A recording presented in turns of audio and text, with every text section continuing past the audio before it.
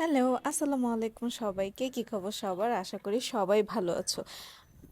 এই রমজান তোমাদের টাইম কেমন যাচ্ছে? আর অবশ্যই কিন্তু ইফতারের পর পানি খেতে একদম ভুলবে না, কারণ সকালবেলা অনেক রোদ থাকে আর শরীর হাইড্রেট করার জন্য কিন্তু পানিটা খুব বেশি প্রয়োজন। আচ্ছা, আমার হাতে এই ফলটা দেখতে পাচ্ছ, এই ফলটার কিন্তু আগেও আমি একটা ভিডিও তোমাদের সাথে শেয়ার করেছিলাম, কিন্তু এইবার হচ্ছে আমি কলকাতায় এসে এই ফলটা আমার বাসায় পেয়ে গেলাম, কারণ আমার ভাইয়া আমি আসার আগে এটা বাসায় এনে রেখেছিল ট্রাই করার জন্য।